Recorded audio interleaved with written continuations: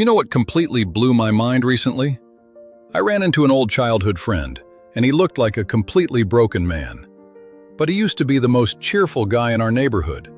Always first to jump into any adventure, the life of the party, dreamed of becoming an artist. So what happened? He told me a story that gave me chills. Turns out he'd been carrying his father's words inside him his whole life. "You'll never amount to anything. An artist?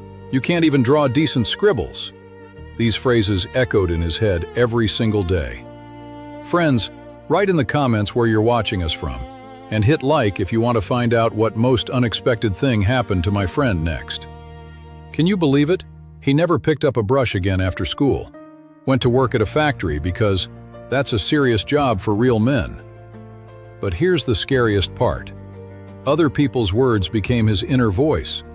He started talking about himself using the same phrases he heard as a kid. You won't believe this, but the same story happens to millions of people every day. We become prisoners of other people's beliefs about us.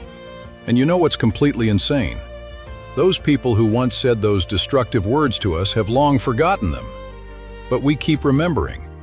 It's like carrying a stone in your pocket that someone threw at you 20 years ago. Why? Why do we do this to ourselves? Let's figure out where this destructive power of other people's words even comes from. In childhood, our brain works like a sponge, soaks up absolutely everything. Parents, teachers, classmates, their opinions become the ultimate truth for us. We don't know how to filter information yet. And here's where it gets really interesting. Negative words have this strange quality. They stick to our consciousness much stronger than positive ones. Scientists call this negativity bias. One critical comment outweighs 10 compliments. Our brain seems programmed for this. But why does this happen? It's all about ancient survival programming. Danger was always more important than pleasure for our ancestors. Criticism is perceived by our subconscious as a threat of exclusion from the pack. And that meant death in the primitive world. That's why words like, "you're a loser," hurt more than physical pain. They activate the same brain areas responsible for physical suffering. I remember how my psychologist friend told me an amazing case. A successful businesswoman came to her, owner of 3 restaurants. Seemed like a perfect success story. But she was crying in the office because she couldn't get rid of her school math teacher's voice. "Marina, you have about as much mathematical aptitude as a tree. You'll never be able to do business." These words haunted her for 30 years. And here's the wildest part. She built a restaurant empire despite those words, but never got to enjoy it. Every business decision came through pain.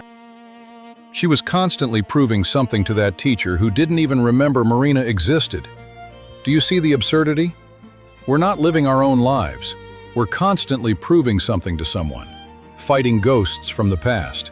Now pay attention. I'll reveal a secret that changed the life of not only my friend, but hundreds of people I know. The first step to freedom: learn to distinguish your inner voice from other people's voices in your head. It's like radio stations. You need to tune the frequency. Try this right now. Next time you hear inner criticism, ask yourself, whose voice is this? Who exactly used to talk like this? Amazing. But in 90% of cases, you'll be able to remember a specific person. Mom's voice, dad's, a teacher's, an ex-partner's. And here's where the magic of awareness happens. You realize, these aren't your thoughts. These are other people's programs recorded in your consciousness without your permission.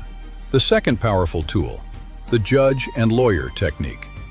Imagine that foreign voice is a prosecutor in the court of your soul. Now become your own defense attorney. What arguments will you make in your defense? What evidence of your worth will you find? My friend Sveta used this technique when fighting her ex-husband's voice. "You're fat. No one will ever love you." You know what she did? She wrote a list of everyone who loved and valued her, and the lawyer in her head read out the evidence. "Your Honor, the prosecution is lying. Here's Mom who calls every day. Here's my best friend who flew from another city when times were tough." Gradually, her ex-husband's voice grew weaker, while her own grew stronger. She learned to hear her true self. The third secret of liberation is physical action. Other people's words live not just in your head, but in your body. They create tension and blockages. Try this exercise. Recall painful words and feel where they resonate in your body. In your chest? Your stomach? Your throat? Now start breathing into that spot. Imagine how, with each exhale, those foreign words leave your body forever. A guy I know freed himself from his grandfather's words, "Men don't cry." Turns out this phrase had been living in his chest for 30 years. The fourth method is rewriting history. Our brain can't tell real memories from vividly imagined ones. We can use this to our advantage. Go back mentally to the moment those destructive words were spoken. But now you're an adult, wise and strong. Stand next to your little self and answer back to that person who hurt you. Say everything you think. Protect that child you once were. Stop it! You have no right to speak to a child like that. This little one is talented, smart, and deserves love. Shout with all your might.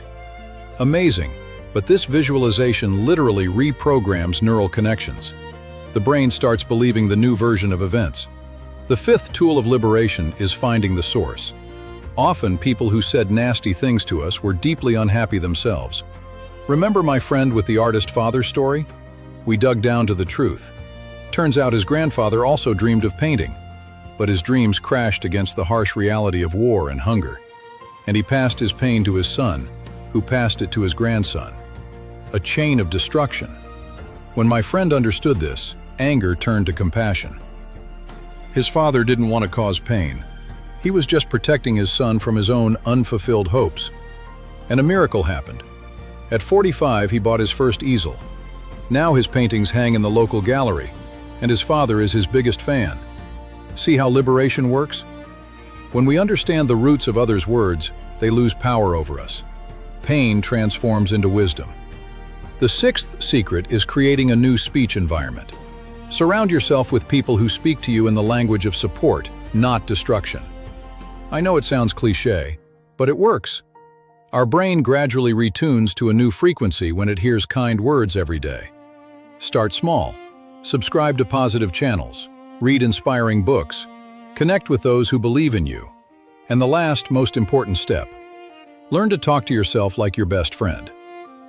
Become your own main defender and ally. Instead of, "I'm an idiot, I screwed up again," say, "Well there, dear, made a mistake? No big deal. We learn and move forward." Remember, those people whose words once hurt you are long gone, living their own lives.